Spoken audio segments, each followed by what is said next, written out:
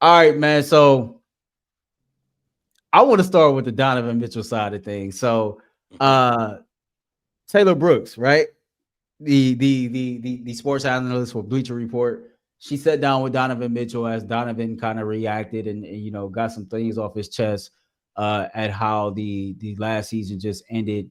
I took two clips from there where he talked about the season coming to an abrupt end, and then the second clip I got from there is him pushing Evan Mobley to that next step. Before we get into any of that, I gotta ask you because we haven't talked about it. The moves that the Cavs have made so far this offseason, how you feel about them? I actually like it. And one thing in particular, I know Ty was your guy. I know Ty was your man. But I feel like I feel like when DG, Mobley, all those guys got hurt, right?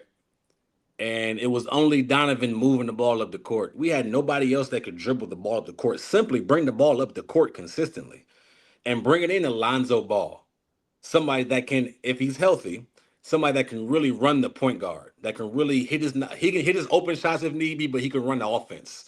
He can be a guy that can defend. He's long, he's lanky. He's somebody that's proven to do well as far as running the offense, and guys love playing for him. I think that's a better option than a Ty Jerome, right? Even though Ty Jerome was up for sixth man of the year and all these things, I feel like we can go a little bit deeper. We can do some things if Lonzo is helping running the show, right? If Lonzo gets those minutes that Ty Jerome had, I think he could really do some things. I love you bring back Sam Merrill. So I think you're doing something. Porter Jr. is in the mix now. I think you're doing some things. I was disappointed with my name slipped my mind. He was in the G League for the Cavs, and we recently released him. We did not sign him Money back. Bates. I wanted to see. I thought he had potential, and I wanted to, maybe he can just find a way to get in the lineup. But I don't know. I'm not there every day. I get it, but the way he's able to score and what he's doing in the G League and what he's able to do when he does get his chance, he's a scorer, and you need more guys to score. But I love the Lonzo Ball. I love Sam Merrill, and we'll see what else happens. But I think Lonzo was huge because the Indiana series we struggled bringing the ball up the court and having that depth piece as far as anybody that went down. Yeah, Lonzo Ball to me, I think when healthy, you know, you fleece the Chicago Bulls in that deal. This is a 6'6" facilitating point guard that can defend. I think he played somewhere around 39 games last year, which was his first season in about 2 years. Mhm. And he was pretty solid. I look at this situation like you, and we're getting to the Darius Garland side of things, but DG is going to start the season injured. He won't be available to us. And if is a big factor here when you're talking about Lonzo Ball and his health. But if Mhm. he's healthy, I think that he will do. I think he would do be a huge part of unlocking the next level of Evan Mobley, because Ball is not a point guard that's out there that's looking to score. He's looking to Mhm. get everybody on the team involved, and we've talked about getting Evan Mobley's usage rate up, and I think he will do numbers in helping that be the case. And then you look at it from a defensive standpoint. He's a guy that won't get caught in pick and rolls a lot, right? Because he's big, he can defend, he know how to get around those screens and things like that. Intelligent. Hmm. Yeah, very intelligent. And this is the former number 2 overall pick in the NBA draft. So, he's been in the NBA for a while. I think he's played 6 seasons. And if he's healthy, I think it can be a huge beneficiary to the Cleveland Cavaliers. I look at the move with Larry Nance Jr., a guy that's familiar with the organization. He's been in the league 10 years. The Cavs was lacking a backup big, right? A guy that can shoot on the perimeter, a guy that can play with and off of Evan Mobley and Jared Allen. And you get a guy that can do all of that. Then you get him on a veteran minimum. You consider the Cleveland Cavaliers salary situation. It is what it is. Ty Jerome, that's my guy. That's my boy. And that was a fun story last year.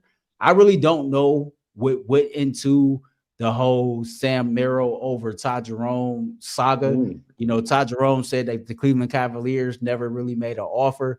We talked about it today on the show. Kobe Altman said at the end of last season that re-signing Ty Jerome was the top priority. So the truth clearly lies somewhere in the middle. Before we get to this, the last point on Imani Bates, I'll say this: people that's closer to the situation to me believe that Imani Bates can hoop, but he can't play basketball. And the Cleveland Cavaliers had a vision of a style of play to help him be a complementary piece on this team. And Imani in this camp had a different vision of what that looked like. And so I think part of developing players in the NBA, you got to have a solid plan for said player, but said player also has to buy into what that plan is for you. So hopefully Imani Bates gets an opportunity to show what he can do in another organization. Maybe this situation with him getting a fresh start will be another motivational factor for him. And, you know, all's well that ends well. But I do agree with you. That's a very talented young man. It's just unfortunate things that didn't turn out, you know, the way that we kind of thought it would here in Cleveland. But speaking of last season, this is Donovan Mitchell talking about last season coming to an abrupt end. You said this one more so than the others. Mm-hmm. Why? I think for me, because you look at the way the regular season went, you look at the way things were stacked up, I think for me, it was just in my mind, it was like, this is supposed to. Like, you know, and that everybody says, like, you want to make God laugh, tell him your plans. And, like, you know what I mean? Like, that was my plan. Like, all right, cool. 60 games, we on these win streaks. All right, cool. This is, I'm not saying we took anything for granted at all by any means, but I said, like, this, it just felt like this was that time. You know what I mean? I think everybody can agree with that. So I think that's why when it ended so abruptly, like, even the summer, like, I didn't have any plans. Like, I didn't know what to do. Like, you know what I mean? Like, so that's why I think I found myself, like, even though I was moving around and different things, I found myself still just sitting there just trying to process, like, that we don't play tomorrow. Like, you know what I mean? Like that. And I was in Cleveland for about a week after and usually after the season I fly out right after I go back home. I couldn't leave because it was just like, there's no way. Like, you know what I mean? And, totally. You know what I mean? And I think it's ultimately going to fuel me. You know what I mean? I'm at that point now where I've accepted it and now I'm using it, you know, to work. But it's definitely one of those, especially when you have a year like that as a group, you're like, yeah, this is special. Yeah. That's Taylor Rooks sitting down with Donovan Mitchell, courtesy of Bleacher Report. I remember I worked at Game 5 at Rocket Arena. And, you know, when you're a media member, you arrive 2 hours before the game start. You're typically there about an hour and a half, 2 hours after the game ends. Typically within that hour and a half time span, what happens is the players go back to the locker room, they change clothes, get dressed, they complete their media obligations, everybody go home for the night. This particular game, Donovan Mitchell went right back on the court after everybody cleared out, and he sat there. When I was leaving, Donovan Mitchell was still in his Cleveland Cavaliers uniform. G. Bush pointed out today that Donovan was the only guy that went back out there and sat on that bench to take in a moment and to hear him talk about how that particular loss fueled him and how he's using that to get ready for this upcoming season. It's just another feather in his cap of being the leader of this team and a flat out dog, man. Everything he said in that interview is what you want to hear. Like, even him talking about, like, how the distraction of whether he will be in Cleveland or somewhere else, like, I love that conversation because he was like, I wanted to be here. I knew I was going to be here. Altman knew I was going to be here. Like, everybody knew I was going to be here, but the distraction of it made it hard for me, made it hard for my teammates to answer those questions. He's somebody that wants to be in Cleveland. And as he went on to talk, he's like, you know, it's going to be different between us winning a championship is different than Bron. Like, I can't do what he did. I can't do what him and Kyrie put together. But we got to put our own thing together, right? And I'm with you. I think this really motivated him. This really put a few under his fire. He already is one of the best players in the league. He already had a motivating something in him because he went out there and performed every single night. He was never the issue night to night. He had some streaky shooting at times, right? But he was never the issue night to night. He was able to go out there and ball. So to hear that from your leader, to hear that from somebody that wants to be here, to hear that from your best player on your team, it gets me fired up. Because I know he's going to be prepared next season. He's going to make sure the guys are prepared for next season. So that was it. Honestly, that whole interview was awesome to hear, man. For him to sit down, just relax, and for him to be upset and say, man, I ain't have no plans. I was planning on playing. Yeah. We all were. Were, Earl. Like, we expected them to go on far in the playoffs to the Bro, you know, it was 2 weeks ago. And my mind, I'm working all the way through June. I didn't have no plans on my schedule either. Yeah. I know that the Cleveland Cavaliers play at least twice a week. I understand what my obligations is. So I'm not making no plans because there's no reason why we're not playing in the NBA Finals.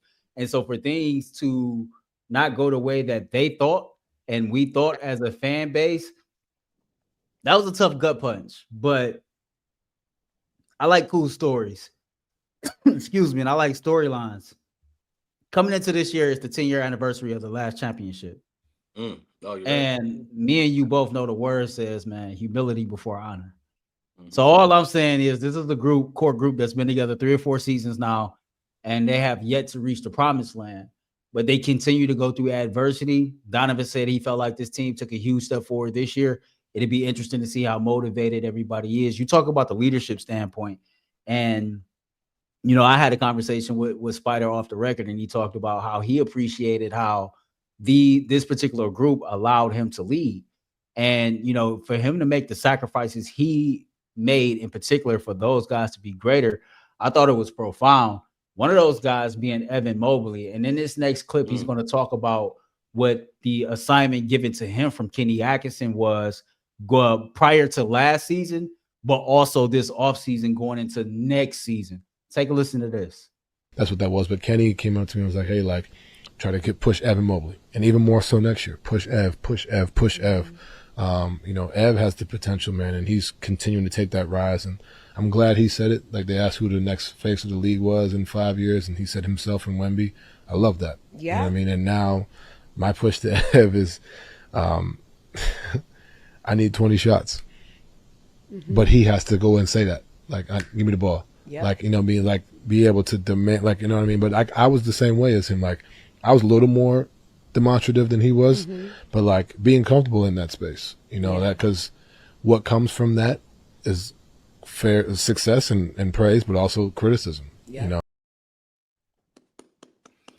I'm glad one of his teammates said it, and I'm glad it was Donovan in particular. Now he went on to say furthermore in that clip that and check out that interview. I thought it was a fire interview. How Evan does need to be more demanding and more vocal, and how he understands because Evan is quiet, like it's going to be hard for that to be, a thing, but you have to become comfortable being uncomfortable. And to hear Donovan say, this man needs to become a 20 shot per game night, like 20 shot a night, dude, that we all believe that's the only way that the Cleveland Cavaliers is going to accomplish the feat of winning an NBA championship is if Evan Mobley continues to develop. And me and you did a show probably about a month and a half ago where I said, if you're asking Evan Mobley to be somebody he's not, be that guy, hey, give me the rock. I need that. If you're asking him to be that, I kind of felt like, okay, well, you're asking Evan to be somebody he's not. And if he's not comfortable being uncomfortable, that can become a problem. But hearing Donovan speak on it, it's kind of changed my view a little bit because maybe it's not a problem. Like, look at it more so as a challenge. This is a challenge for you to take that next step in the evolution of which should be one of the one or two best players in the NBA in the next 5 years. What was your thought process on what Donovan had to say about Evan Mobley? Now, let me ask you this. In that video you just showed, Donovan said that Evan said in the next 5 years he sees himself. And yeah, he said that. I think they of asked the him that NBA. around the All-Star weekend, and he answered that question. So to me, that tells me he knows he's that dude. Now it's about, like Donovan was saying, getting that dog out of him, right? Getting him to truly believe it. Don't just say it. Let's go out there and do it, right? So I love the challenge that the coach gave Donovan. Like, all right, now we got to get him to get to the next level. Not just this past year, but next year as well. And then the year after that, and the year after, like, we got to get the most out of him. And for Donovan, the best player in the team, to be like, hey, I need him to take 20 shots next. That's a big deal. Yeah, it's a big deal. Like, I don't know if I've heard a superstar say, hey, I need him to take 20 shots next year, 20 shots a game. Like, that's a big deal because that could be taking something out of his pocket, right? That could be not his pocket, excuse me. That could be taking away 1 or 2 of his touches, right? But he sees the whole grand scheme of things like, hey, like you mentioned earlier, we're only going to get to the top if you can take us there. Yeah. I can take us this far, but we need you to come on too. And especially you have the ability to do it and everybody sees it. Now it's just about getting it out of him. It can be a special time. So I love what I'm hearing from Donovan. And he knows it and he sees it. There's no jealousy there. this pure, I just want to win. I love that guy. I love my teammate. I want the best for him, and he can do it. How can I help get the most out of him? That's what you want to see from your leaders, man. One last thing on that, he did say in his interview that him and Evan has talked this offseason, and he kind of gave this look that, for sure, Evan is ready to go.